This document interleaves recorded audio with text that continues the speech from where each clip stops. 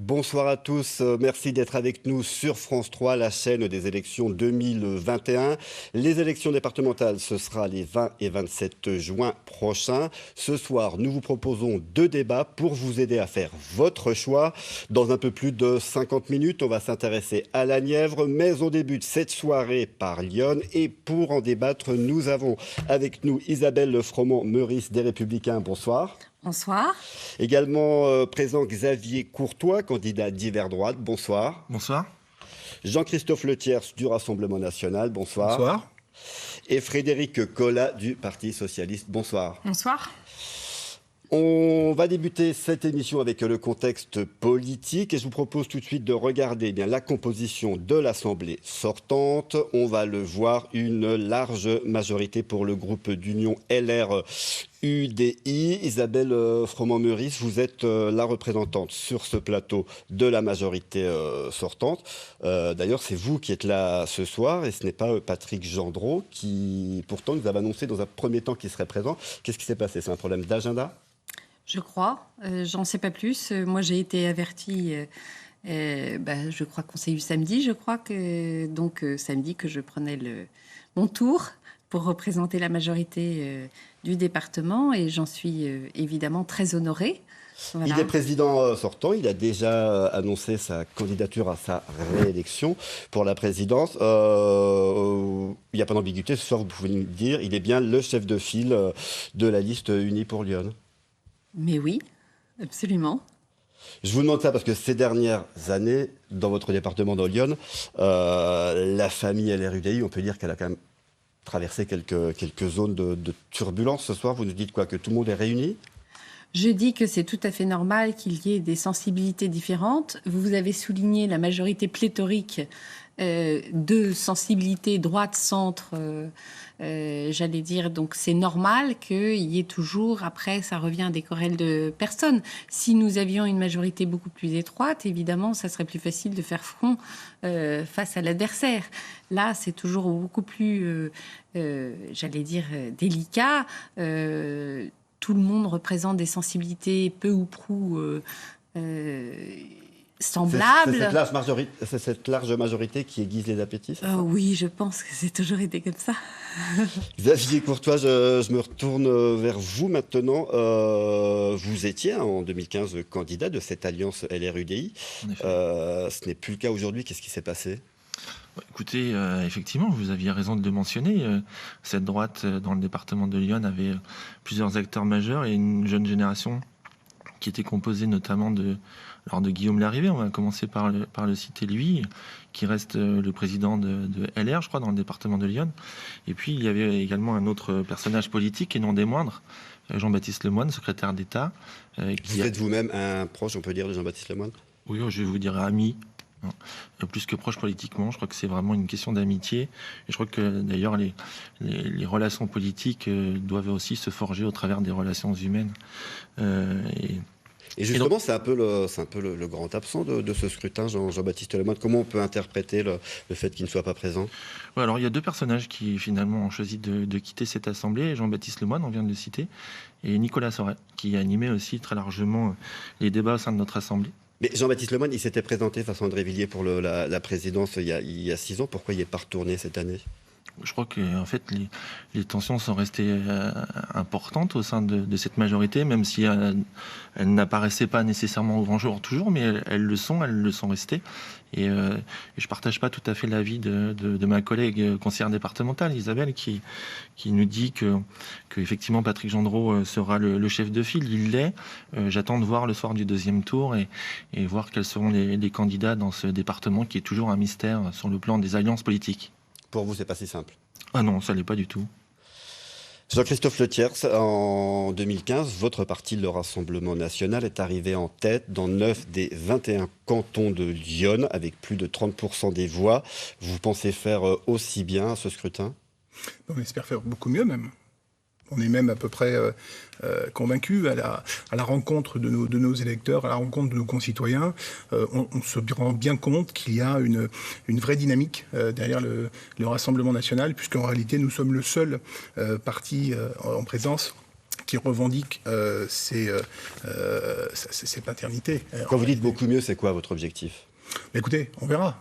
Vous savez très bien et vous êtes beaucoup mieux informé que moi pour savoir qu'on ne peut pas pronostiquer quoi que ce soit, mais en réalité, on fera certainement beaucoup mieux, puisqu'en face de nous, nous avons en effet une droite décousue qui est alliée à La République En Marche, comme vous l'avez souligné tout à l'heure. Si on remonte à il y a 6 ans, au petit flashback en 2015, vous aviez remporté un canton, celui de Villeneuve-sur-Yonne. Résultat, l'un des 2 élus n'a jamais siégé et la deuxième a bien siégé, mais elle a démissionné du Rassemblement national et elle a pris une autre étiquette. Vous vous présentez pour siéger à l'Assemblée, c'est quoi, c'est une candidature de témoignage, créer une dynamique pour Marine Le Pen ? Pardon ? Vous cherchez quoi en fait ? À créer une dynamique pour la présidentielle ou à vraiment siéger ? Puisqu'il y a 6 ans, vous avez obtenu 2 sièges. Alors, comme vous l'aurez remarqué, on a eu quand même quelques élus dans les municipalités. Nous siégeons systématiquement, on essaye de participer. Nous participons dans les mairies, du moins les majorités qui veulent bien nous laisser faire. Et puis, naturellement, nous allons amener aussi cette volonté au sein du conseil départemental. Et puis également ensuite au sein de la région pour les candidats à la région. Mais vous pouvez garantir aux électeurs qui voteront pour vos candidats que si le candidat est élu, il va siéger dans l'Assemblée ? Mais je le garantis. Je le garantis et je m'engage pour les 21 binômes, en fait, de garantir donc en effet à nos concitoyens, à nos électeurs, que le Rassemblement national, sera présent et travaillera, puisqu'il y a beaucoup de travail. On a pu le découvrir dans les différentes communes dans lesquelles nous avons été élus, où il y a 30 ans d'ancienneté des différentes affinités historiques, et on découvre en effet tout un tas de choses. Il y a du travail, il y a beaucoup de travail. Frédérique Collat, je me tourne maintenant vers vous. Je l'ai dit, vous êtes socialiste, mais vous en faites la représentante de la gauche, puisque pour ce scrutin, la gauche s'est unie. Oui, exactement, pour ce scrutin. Et c'est assez historique pour notre département. L'ensemble de la gauche s'est uni, donc l'ensemble des partenaires, PS, PC, Europe Écologie Les Verts, GRS, LFI, mais aussi des représentants de la société civile pour présenter des candidats sur l'ensemble du canton avec un programme commun autour d'une bannière appelée Lyon en commun. Alors justement, avec ce contexte, on voit que la droite est divisée dans quasiment la moitié des cantons. On s'attend à une participation qui ne sera pas forcément très élevée, donc à une difficulté de se qualifier pour le second tour. Est-ce que ça vous fait un peu rêver sur cette terre de Lyon qui, franchement, ne vous est pas historiquement favorable ? Alors, en effet, elle ne nous est pas historiquement favorable. Pour autant, les représentants que nous avions dans l'Assemblée départementale n'ont pas démérité et ont porté leur voix, ont fait avancer des projets. Et le département, et c'est dans cette dynamique-là que l'ensemble des candidats de Lyon en commun, effectivement, imaginent un changement de cette majorité départementale. Votre espoir en termes de nombre de conseillers ? Notre espoir, c'est le plus, évidemment, pour avoir une forte représentation. Merci pour ce petit tour, en tout cas, sur le contexte politique. On va maintenant passer au premier thème de cette émission et se poser la question de savoir si le mandat qui arrive ne sera pas en fait le mandat du retour de l'investissement. Et je vous propose tout d'abord de regarder ces chiffres. Ce sont ceux du budget que vous avez voté en mars dernier. On le voit, un budget de 455 millions d'euros, dont 92 seront consacrés à l'investissement. Ça représente 20% du total. L'année dernière, c'était 15%, ce qui correspond à peu près à la moyenne nationale. Mais c'est un véritable changement, on peut le dire, dans ce mandat-là, puisque les premières années ont été quand même marquées par un investissement relativement faible, une certaine rigueur. Ça avait été d'ailleurs souligné par la Chambre régionale des comptes, qui estimait que Lyon était un des départements en France qui consacrait la part la moins importante, en tout cas, de son budget à l'investissement. Isabelle Froment-Meurice, est-ce que vous l'assumez, ce bilan ? On l'assume parfaitement. Moi, je fais partie des nouveaux entrants de la génération 2015. J'ai été assez, découragée au début, puisque effectivement, les finances de la collectivité se portaient mal, que nous avions un endettement qui était trop important, une marge de manœuvre pour des investissements trop faibles. Et donc, les premières années de mandat, et là je me retourne vers mon collègue Xavier Courtois, nous étions tous en train de nous plaindre d'assumer en fait un certain passé différent où des programmes avaient été engagés à une époque où la collectivité se portait extrêmement bien et ces programmes n'arrivaient toujours pas à échéance, c'est-à-dire qu'en fait ils étaient engagés depuis un certain temps, ils se continuent et ils sont maintenant en voie de se terminer. C'était l'aide aux communes. Ça a été certainement très important pour le développement d'un certain nombre de choses dans nos petites communes, mais ça ne permettait pas d'engager des sommes suffisantes sur des grands projets servant la totalité du département, et notamment, je pense, et bien évidemment à la fibre. Donc nous étions assez, je dois dire, assez contraints, j'allais dire contrit aussi par cet étau financier qui enserrait la collectivité. Alors il y a eu beaucoup d'efforts de fait qui ont permis de restituer justement cette capacité d'investissement. Et j'attends avec hâte le prochain mandat, j'allais dire, pour pouvoir enfin lancer les projets que nous n'avions pas pu lancer sous la dernière mandature. Nous en avons lancé un d'envergure. Nous avons recommencé à investir ces 2 dernières années, un peu l'année dernière. Cette année, ça s'annonce bien. Et vous nous direz dans quelques instants ce que vous envisagez si toutefois vous conservez la majorité au sein de ce conseil. Frédéric Collat, vos collègues de la gauche, ils ont souvent fustigé un manque de vision, un manque d'ambition de la part de la majorité. Sur ce mandat écoulé, vous, alors, sous-investissement, oui ou non ?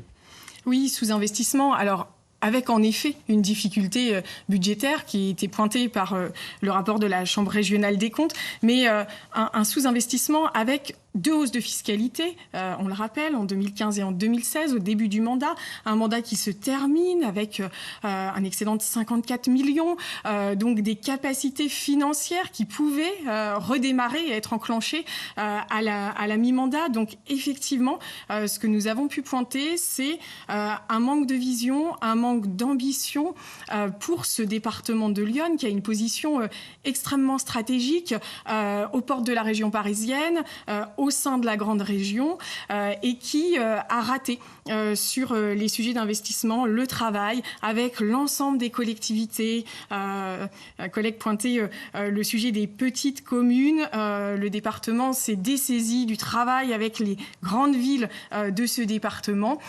Donc oui, effectivement, un manque de vision stratégique pour l'avenir de Lyon. Et vous nous dites que cette rigueur budgétaire, le département aurait pu l'éviter, c'est ça ? Elle aurait pu la travailler en tout cas différemment. On voit que le département a peiné sur beaucoup de dossiers, les sujets de la fibre par exemple, qui ont pris énormément de retard. Les dossiers ont été déposés 3 fois pour pouvoir enfin être éligibles et avancer. Donc je pense qu'il y aurait pu y avoir des méthodes différentes. Ouais. Jean-Christophe Letiers, votre avis à vous sur ce mandat écoulé? On a sous-investi ou non? Il fallait cette rigueur? Écoutez, on voit qu'on a un département qui est désœuvré et on voit qu'il y a eu beaucoup d'actes politiques, mais on n'a pas eu spécialement quand même de résultats. Et c'est nos concitoyens qui sont une fois de plus pénalisés. On perd des habitants, 4500 de moins au dernier recensement. Donc on perd des emplois bien sûr. On est un des plus mauvais en termes d'espérance de vie.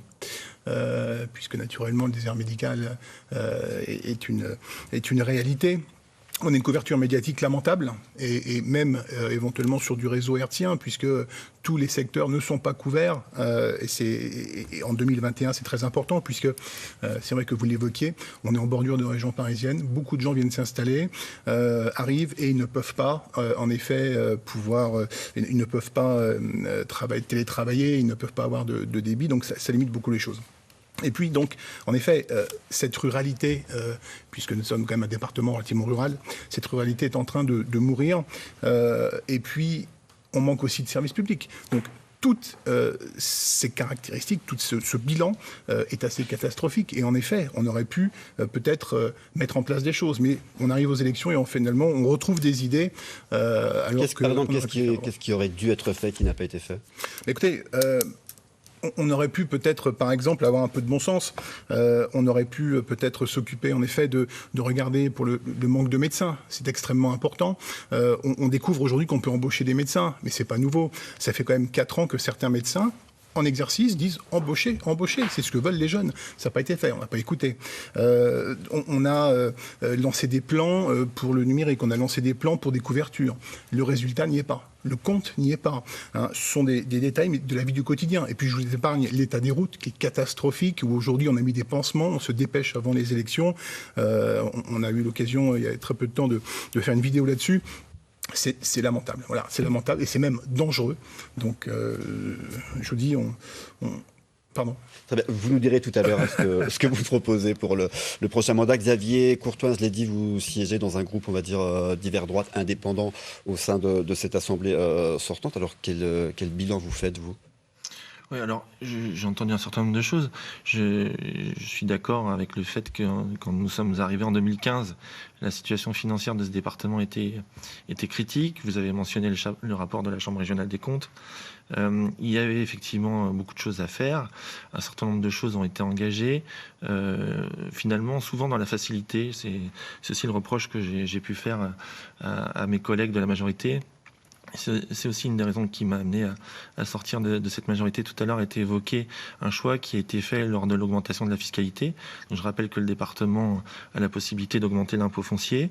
Donc, je fais partie de ces élus qui, malgré notre présence au sein de la majorité, n'a pas choisi de valider cette augmentation de la fiscalité, considérant qu'il y avait d'autres possibilités à faire, à commencer par des économies nécessaires sur un certain nombre de postes. Donc c'est un exemple. Et puis il y a eu effectivement une passation de pouvoir qui finalement on pouvait s'attendre, je pense notamment à passation de pouvoir de président. Au moment où André Villiers laisse la place à Patrick Gendreau, on pouvait s'attendre à une accélération des réformes sur la deuxième partie du mandat. Et finalement, le compte n'y était pas. Et il y a eu une forme de continuité qui m'a convaincu à quitter cette majorité, estimant qu'il fallait continuer à aller plus vite, plus loin et plus loin dans les réformes nécessaires afin de retrouver des marges de manœuvre. Donc ça passait par des économies. Ça passait vraiment par des économies. Vous dites finalement que la période de rigueur aurait pu être plus courte et qu'on aurait pu relancer l'investissement plus tôt ? Oui, et l'augmentation de la fiscalité, finalement, est relativement... Isabelle, là-dessus.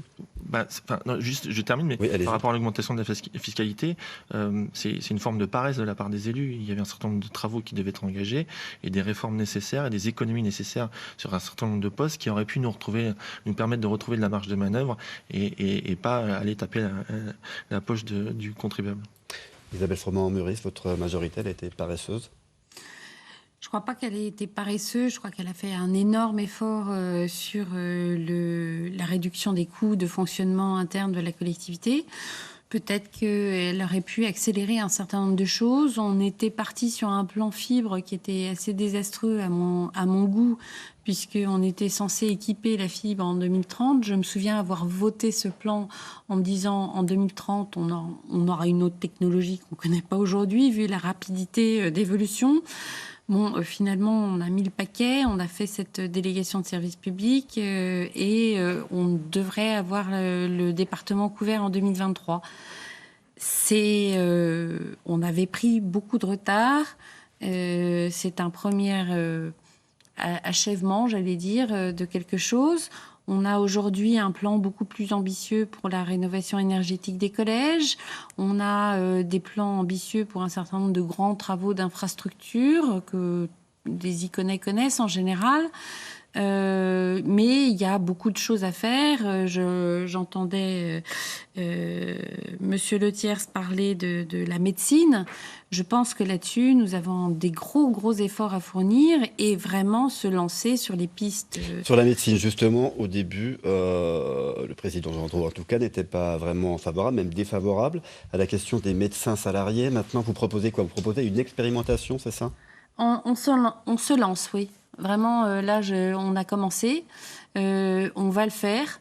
On a commencé, on a fait le centre de l'Auxerrois, qui est un centre dans lequel on a salarié des médecins. On a vu que ça marchait. Et pour moi, il y a le salariat des médecins et puis il y a la médecine de proximité. Et ça fait partie des pistes que je souhaite qu'on développe. On a un bus des services publics aujourd'hui. Pourquoi est-ce qu'on n'aurait pas un... On va juste un instant rester sur les médecins. Sur les médecins, parce que Frédérique Pellat, vous c'est dans bus votre de programme, médecins. vous ne parlez pas d'expérimentation, vous êtes convaincu, c'est la bonne solution. Oui, et puis je suis ravie d'entendre que la majorité départementale reprend des idées de gauche sur le salariat des médecins. Donc oui, il faut l'intensifier. Il faut intensifier le salariat des médecins, il faut intensifier les bourses aux étudiants. Aujourd'hui, il faut, pour faire venir des généralistes, mais aussi des spécialistes, ça a été pointé, Lyon est un désert médical. Aujourd'hui, avec le contexte actuel, les gens ont des grandes difficultés de mobilité pour se déplacer. C'est complètement dans les compétences du département de travailler de manière transversale sur les sujets de mobilité et sur les sujets, effectivement, de salariat de ces médecins dans des centres de santé. C'est ce que nous porterons pour le département. Oui. Pardon, mais la mobilité, c'était la région. Excusez-moi, je fais une petite pique comme ça. Oui, effectivement, mais on a certainement envie de continuer dans cette voie-là, mais on y consacre déjà un budget très important. Au début, on était d'ailleurs assez effrayés parce qu'on offrait des bourses, et bien on s'apercevait qu'en allant d'un département à l'autre, il y avait d'autres départements qui étaient plus riches que le nôtre, qui offraient des bourses 2 fois supérieures. Et donc, ce qui est absolument inadmissible dans ce système, c'est qu'en fait, il y a une course à l'échalote entre les différentes collectivités, parce que nous ne sommes pas la seule collectivité dans laquelle il y a un désert médical. Et donc, nous y consacrons un budget qui est quand même assez important, et on s'aperçoit qu'on se fait piquer les étudiants en médecine, les internes de médecine qu'on aide, ceux qui veulent s'installer par d'autres départements ou d'autres régions qui ont des moyens plus importants à y consacrer.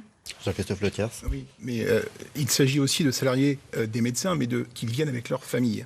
Et à un moment donné, il faut que le département reste attractif. Il faut qu'il y ait de la mobilité, il faut qu'il y ait du réseau, il faut qu'il y ait des infrastructures, il faut qu'il y ait des gendarmeries, il faut qu'il y ait une école, il faut que ce soit vivable, puisque ce n'est pas au Cerf, en fait, qu'on va manquer de médecins, enfin, principalement, mais c'est dans les zones rurales, dans nos villages de 1700 habitants.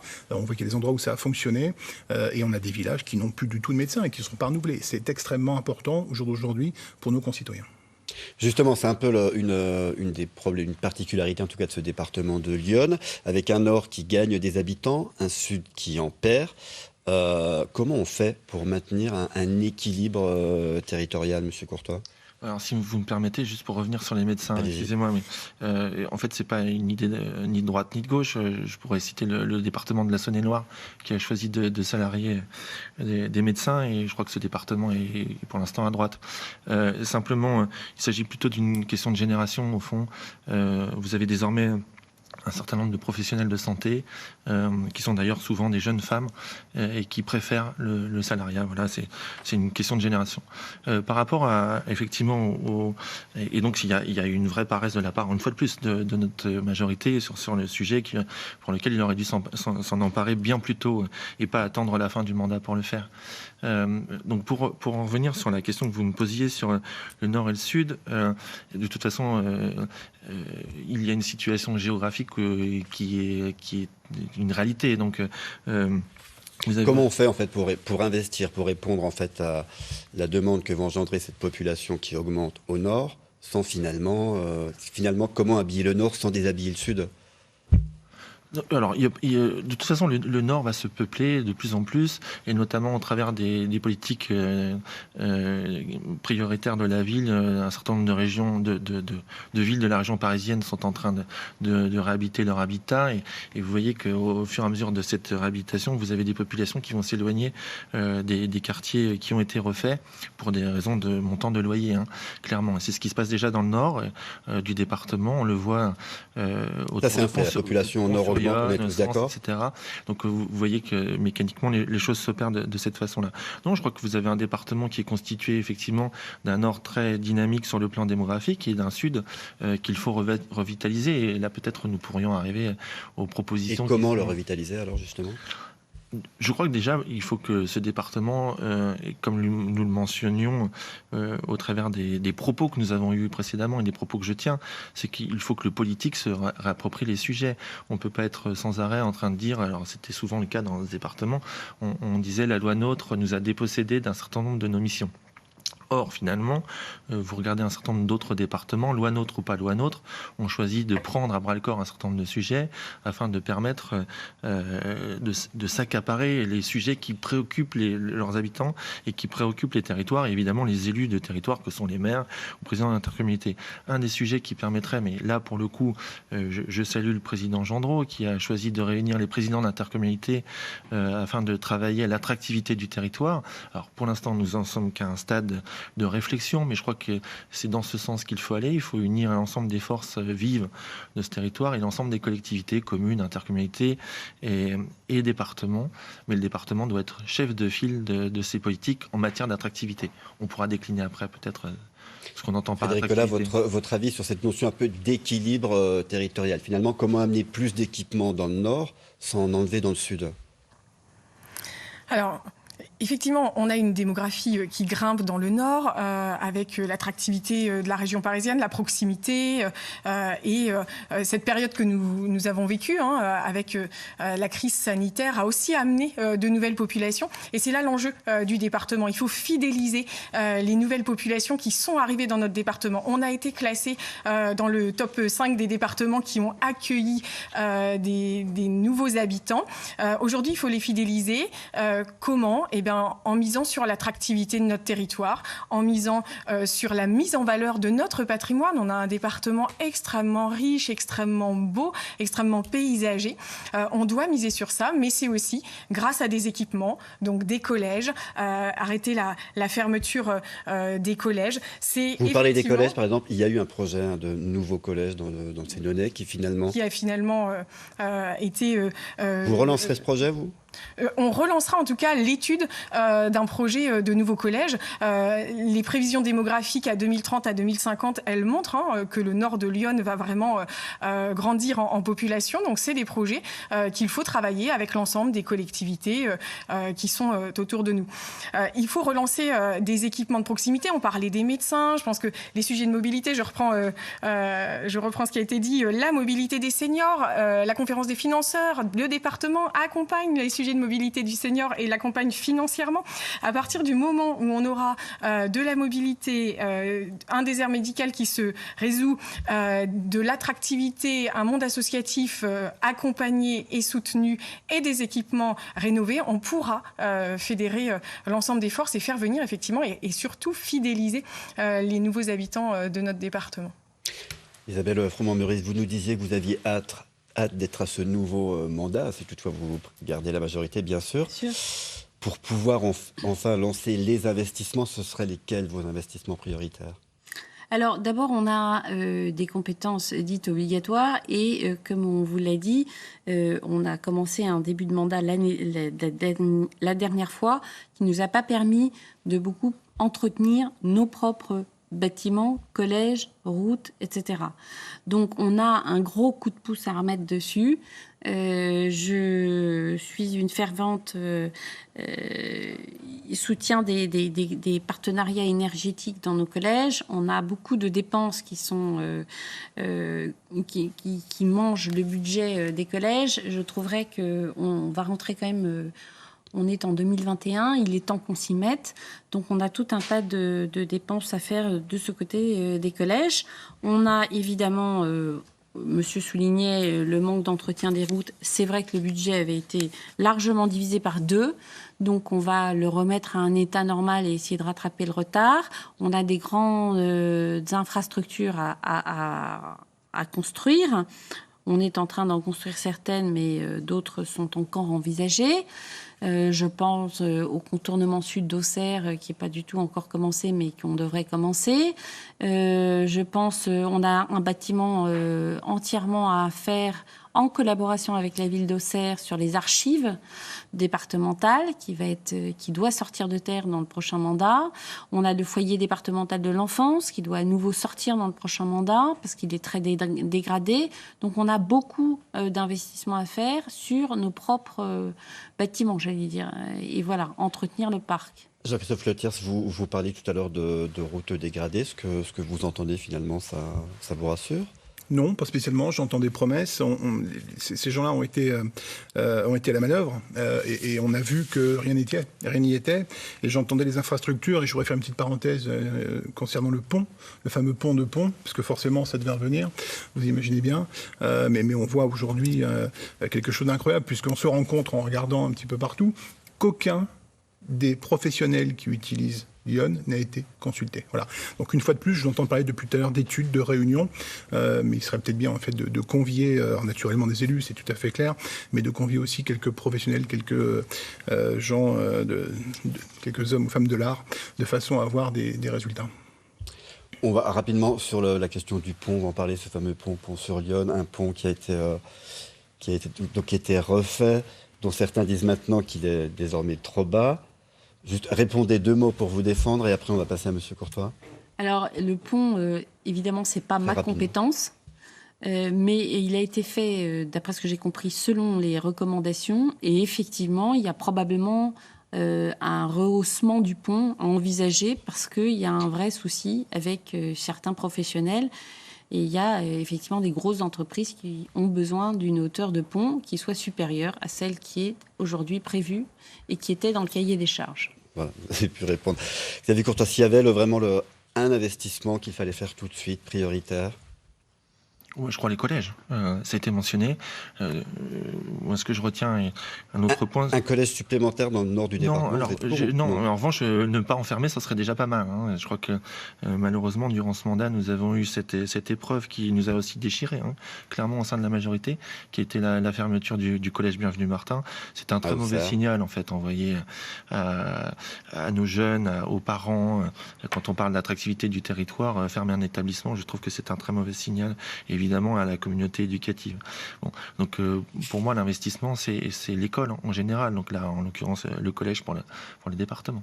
Donc vous parlez de la rénovation du bâtiment, c'est ça? Bien évidemment, bien sûr. Bien sûr. Il y en a un certain nombre à mettre à jour et à hauteur de l'époque. C'est-à-dire que, je ne veux pas non plus tirer son ambulance. Il y a eu le pont, c'était déjà beaucoup pour ma collègue, mais un certain nombre d'établissements qui aujourd'hui souffrent d'un état de vétusté qui n'est pas digne d'une collectivité en 2021, clairement. Merci. On va refermer donc cette première partie de l'émission. On va parler du RSA jeune dans quelques instants. Mais tout de suite maintenant, ce sont les questions flash. Les questions flash, donc des questions simples, concrètes, où on vous demande de répondre en fait en une phrase. Vous les avez eues à l'avance. On va commencer tout de suite avec vous, Isabelle Froment-Meurice. Première question à propos de la limitation de vitesse. Maintien à 80 km/h ou retour à 90? Sondage de la population, pour ou contre, et avec un seul chiffre en mémoire, c'est qu'on est à 1,5 million de dépenses pour remettre à jour tous les panneaux. Monsieur Letiers. Concernant le même sujet, bien écoutez... une phrase, hein. Je vais essayer. Naturellement, oui, sur les portions qui peuvent l'être. Oui, retour à 90? Oui. Monsieur Courtois? Non, par respect à l'égard de toutes les familles frappées par les drames de la route. Et le débat est toujours le même à chaque fois qu'une décision est prise en matière de sécurité routière, donc à penser non. Madame Collat? Moi, je lancerai aussi une concertation autour de ce sujet en mettant en avant aussi le côté très accidentogène des routes de Lyon et des drames qui sont vécus tous les ans dans notre département. Deuxième question, le service public que le département doit soutenir en priorité, Monsieur Letiers. Nous pensons à nos concitoyens en situation de handicap, mais je pense que la priorité doit être mise à cet endroit. Madame Collat. Le service public, il doit soutenir les compétences prioritaires, donc l'enfance, la famille, le handicap, les personnes âgées. Monsieur Courtois. Vous aviez demandé un service public, je dirais l'école, donc dans la droite ligne de ce que j'indiquais tout à l'heure avec les collèges. Madame Froment-Meurice. Alors moi, je dirais tous, il faut qu'on s'accroche et qu'on serve le public. Mais je dirais, il y a une initiative que je souhaiterais qu'on déploie sur la totalité du département, périmètre par périmètre. C'est le bus des services publics qui vient d'être mis en service et que je trouve absolument génial. Question suivante. Le département doit-il participer au financement des équipements de sécurité des communes type vidéosurveillance. Monsieur Courtois? Non, alors je ne crois pas. En revanche, est-ce qu'il peut rentrer dans le cadre d'une subvention au titre de Village de Lyon? C'est une subvention qui est versée par le département aux communes. Et puis par ailleurs, les communes peuvent également solliciter la DETR auprès de monsieur le préfet sur ce type d'équipement. Madame Froment-Meurice? La vidéosurveillance, pour moi, si elle doit être mise, c'est dans nos collèges. Monsieur Le Thiers? Oui, tout ce qui peut aider les forces de l'ordre est le bienvenu. Madame Collat? Non, la vidéo protection, c'est une compétence de l'État et donc elle est financée aujourd'hui déjà, d'ailleurs, via la DETR. Quatrième et dernière question, faut-il donner plus d'argent aux SDIS? Monsieur Courtois? Alors oui, clairement, il y a eu un large débat au sein du département de Lyon, notamment à l'évocation de la fermeture du centre 15, qui a amené l'ensemble des élus départementaux, toutes obédiences confondues, à se défendre et à manifester auprès de l'ARS. Donc la réponse est oui, puisque désormais, ce sont bien les pompiers qui sont en première ligne en matière de santé. C'est leur première mission, l'aide à la personne. Donc oui, les moyens doivent être mis sur le SDIS. Monsieur Le Thiers? Bien, oui, et peut-être particulièrement sur des équipements de sécurité, puisque je voudrais rappeler que les pompiers aujourd'hui sont cibles de guet-apens, en plus des conditions de travail extrêmement difficiles. Aujourd'hui, on les prend pour cible, alors qu'ils viennent sauver des vies. Voilà. Madame Collat?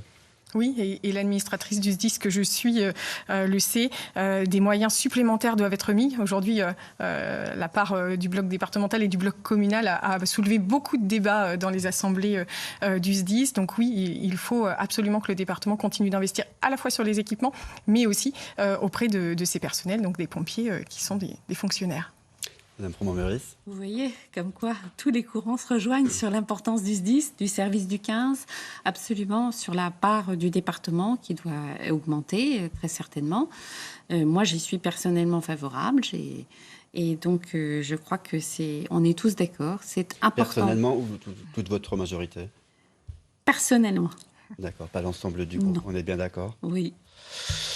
Merci d'avoir joué le jeu en tout cas. J'aimerais maintenant qu'on aborde un autre thème, puisque c'est une question qui se pose en fait actuellement dans l'ensemble des départements français, la question du RSA jeune. J'ai vu, Madame Collat, que c'était dans votre programme. Expliquez-nous un petit peu ce qui vous amène à vouloir ce RSA jeune. Alors, on ne l'a pas appelé RSA jeune, mais plutôt un revenu minimum en direction des jeunes sous certaines conditions. Aujourd'hui, on a dans ce département un public de jeunes gens, moins de 25 ans, qui rencontrent des difficultés, qui parfois n'ont plus de relais familial et qui ont des difficultés à rentrer en formation ou en insertion. Il y a un dispositif qui fonctionne très bien, qui s'appelle la garantie jeune. La garantie jeune, en fait, il faut relever les barèmes et la démultiplier pour accompagner les jeunes. Donc, et puis, il faut que le département reprenne la main. Aujourd'hui, la garantie jeune, elle est gérée par les missions locales, qui le fait parfaitement bien. Mais en démultipliant ce dispositif, on va permettre de travailler main dans la main, mission locale, département. De la même manière, sur cette thématique, il faut développer une expérimentation qui a été faite dans ce département, qui est le service public de l'insertion. Le département de Lyon a été territoire d'expérimentation et je l'en félicite. Le Jovinien Migénois est le territoire pour lequel le travail se fait. On voit aujourd'hui des effets bénéfiques et sur l'accompagnement des jeunes, ce service public doit se mettre en place. On a encore malheureusement dans ce département des jeunes qui n'ont ni emploi, ni formation, ni cursus de scolarité. Et ces jeunes-là, on doit effectivement les accompagner. Ce qu'on proposera, nous, c'est un revenu sous certaines conditions et vraiment démultiplier cette garantie jeune qui permet... c'est pas qu'un revenu, en fait. On n'est pas dans un système où on va donner de l'argent et s'arrêter là. On est vraiment sur un accompagnement renforcé des jeunes pour leur construire leur parcours d'insertion. Ce qui est aussi le principe du RSA pour les adultes. Ce qui est aussi le principe du RSA pour les adultes. Je voudrais juste demander, Monsieur Le Thiers, votre avis sur cette question du RSA jeune. Pensons que une bonne ou une mauvaise c'est une fausse bonne idée en réalité, puisque nous préférons épauler les jeunes qui vont étudier, qui vont être apprentis, qui vont aller vers un travail. Et c'est vrai qu'on est sur des problèmes de mobilité, sur des problèmes peut-être d'accompagnement pour des rédactions de CV, pourquoi pas. Voilà. Mais en réalité, de rémunérer sans garantie que ces forces vives en fait puissent s'exprimer dans les études, dans l'apprentissage, dans un travail. Eh bien non, en réalité, ce sera vraiment sous condition. Isabelle Froment-Meurice, votre avis? Alors, mon avis, il est très simple, c'est que le RSA jeune, c'est une trappe au chômage et que justement, nous avons mis en place contre cette trappe la garantie jeune. Nous la portons. Pourquoi effectivement. trappe au chômage? Parce que justement, l'encadrement, il est fait dans le cadre de la garantie jeune. C'est la garantie jeune qui est en fait un contrat pendant 6 mois pendant lequel le jeune est porté, il est accompagné, on le forme. Et normalement, ça débouche sur un emploi. Mais quand vous dites trappe au chômage, ça veut dire quoi en fait? C'est-à-dire que juste donner une indemnité à un jeune qui n'a pas de formation, pas d'emploi, etc., c'est quelque chose qui s'appelle un revenu d'assistance en fait. Ce n'est pas ça qui va sortir les jeunes de leurs conditions difficiles. Donc une fois qu'ils rentrent dans un système d'assistanat, ils en sortent peu. On a le même système de façon générale avec les bénéficiaires du RSA que malheureusement, effectivement, on n'accompagne pas assez parce qu'on n'a pas assez de moyens. Je rappelle que malheureusement, le département a 35 millions d'euros de reste à charge, c'est-à-dire qu'il est payé par les impôts des ICONais pour le RSA. Dans le cadre Donc, je veux juste terminer. La garantie jeune, on est à fond pour. Aujourd'hui, effectivement, cette mission, elle est déléguée aux missions locales qui s'en occupent très bien. Il y a des conventions d'objectifs qui sont signées entre les missions locales et le conseil départemental. Ça marche très bien. Et on a même un système, si je peux me permettre... Donc, on aura compris, je suis obligé de vous couper, parce que vous savez qu'on doit respecter l'équité du temps de parole. D'accord. Donc ce sera oui au RSA jeune, enfin oui à la garantie jeune, non au RSA voilà, jeune. Exactement. Monsieur Courtois, votre avis à vous? En fait, le dispositif a expérimenté dans certains départements. Je rappelle que pour bénéficier du RSA, il faut avoir plus de 25 ans. Sauf que dans le département de Lyon, ces jeunes qui bénéficient du RSA ou ceux qui pourraient être en fait des bénéficiaires en deçà de 25 ans sont plutôt des étudiants. Or, c'est pas nécessairement le profil de nos jeunes dans nos départements. C'est peut-être le cas à Joigny, c'est moins le cas sur le sud du département.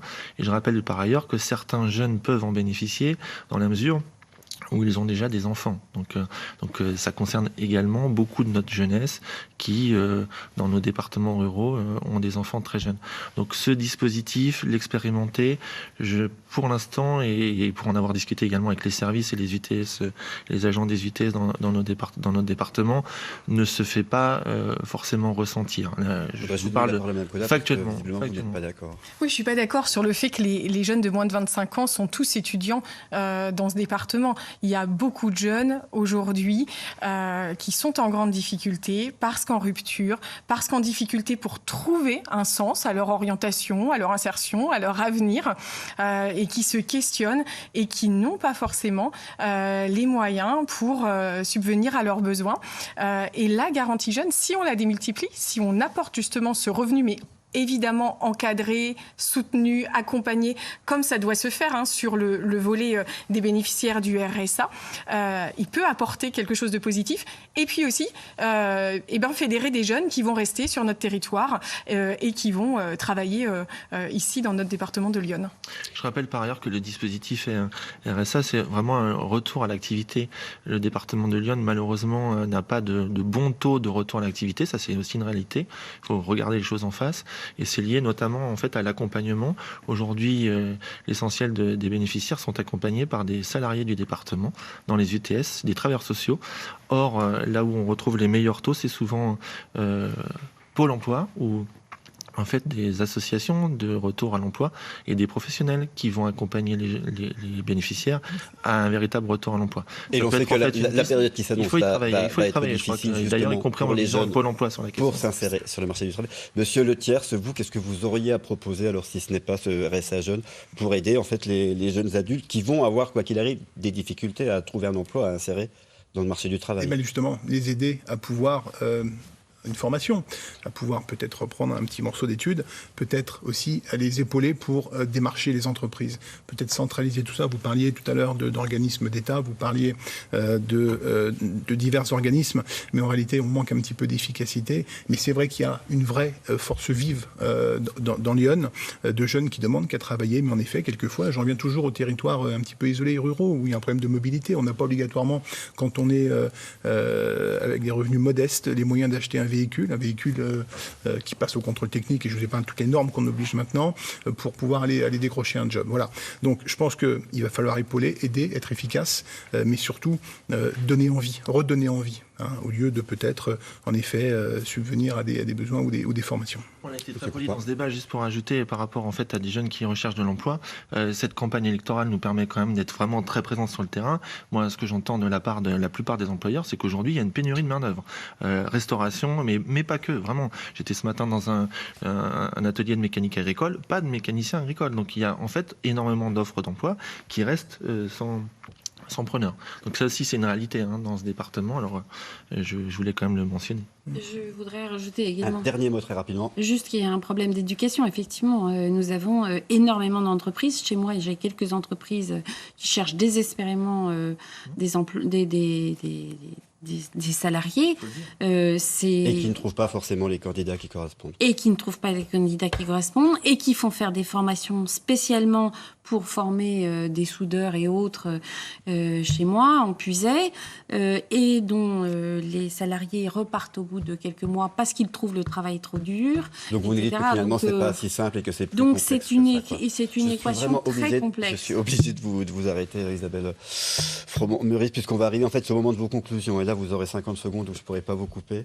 Donc ça va être un réel bonheur pour vous. Donc les conclusions qui vont se dérouler selon un ordre qui a été tiré au sort juste avant cette émission. On va débuter avec Frédéric Collat. Juste avant que vous commenciez, on va rappeler que vous êtes candidate sur le canton de Joigny et on va voir également les noms des binômes qui vous affrontent sur ce canton.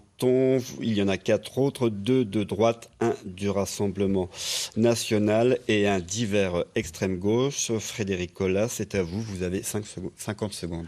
Merci. Dans cette conclusion, j'aurais envie de vous dire que l'union de la gauche dans ce département, elle est historique et qu'elle est pour les électeurs du 20 et 27 juin prochain aux élections départementales, l'envie de voir du changement, l'envie d'avoir un département qui va relever les défis de demain, qui doit porter une ambition, qui doit aménager durablement son territoire, qui doit construire l'avenir. Et c'est le projet avec Lyon en commun que nous portons sur l'ensemble de ce département.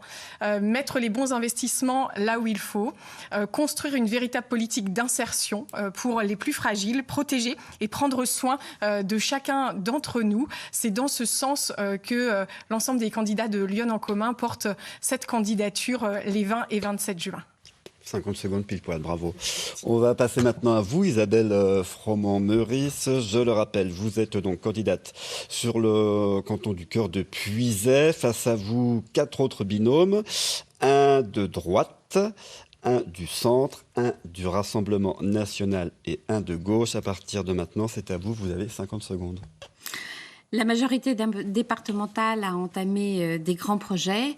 Nous avons assaini la situation. Nous avons un bilan qui nous permet justement d'envisager avec une très grande sérénité les investissements dont notre département a besoin, tant dans les collèges que dans les infrastructures, que pour le foyer départemental de l'enfance, que pour les EHPAD, puisque nous avons enfin réussi à permettre des investissements dans les prochaines années dans les EHPAD. Nous avons de l'ambition. Nous finirons la fibre en 2023 partout dans le département et nous nous réjouissons de pouvoir contribuer encore une fois au développement de Lyon. Merci beaucoup. On va passer maintenant à vous, Xavier Courtois. Tout d'abord, je le rappelle, vous êtes candidat sur le canton d'Avallon face à 5 autres binômes. Il y a du monde chez vous. 2 autres binômes de la droite et du centre. Un binôme Debout la France, un du Rassemblement national et un binôme de gauche. Xavier Courtois, vous avez 50 secondes, c'est à vous. Oui, je crois que les dernières élections 2015 avaient montré une forte majorité très bleue, comme vous l'aviez marqué et mentionné. Donc pourquoi pas. En revanche, dans ce bleu, il y a du bleu plus clair.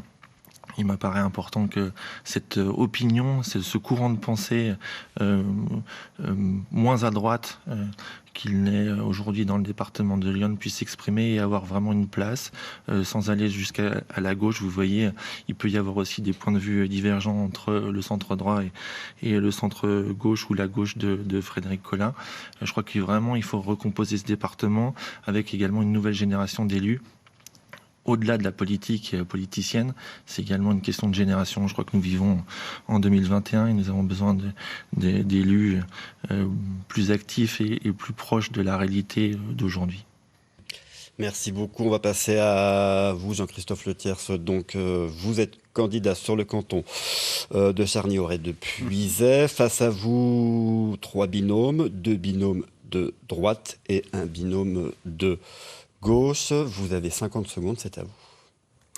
Eh bien, le Rassemblement national présente également d'autres binômes, puisque tous les cantons présentent des binômes au Rassemblement national. Mais au-delà de tout ça, on a les mêmes représentants dans Lyon depuis 30 ans. Et nous pensons qu'il faut maintenant une alternance avec d'autres élus pour une autre politique.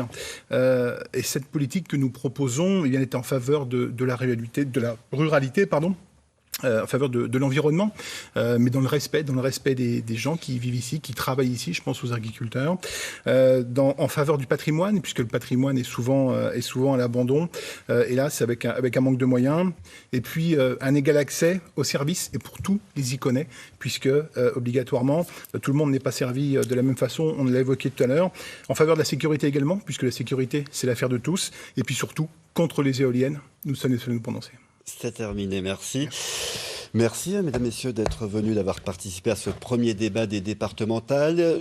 On a une petite minute juste avant de se quitter. Je vais vous demander juste si, en une phrase, vous aviez un argument à donner aux téléspectateurs pour les amener à aller voter, comme tout le monde craint, une abstention qui soit massive. Bon, on peut reprendre le même ordre. Madame Collat, ce serait quoi l'argument ? L'argument, c'est que les compétences du département, elles touchent l'ensemble de nos concitoyens dans leur quotidien. Elles sont parfois méconnues, mais elles sont extrêmement importantes et présentes pour construire l'avenir de la petite enfance jusqu'aux personnes âgées. Donc, il faut se mobiliser les 20 et 27 juin. Isabelle Froment-Meurice. Pour abonder dans le sens, c'est que vous allez élire des élus de proximité. Le département, c'est au quotidien, c'est chez vous, c'est à portée d'engueulade, comme on dit gentiment. Voilà, on est là, on est sur le terrain, et donc il faut se mobiliser pour élire des représentants. Merci beaucoup. Xavier Courtois.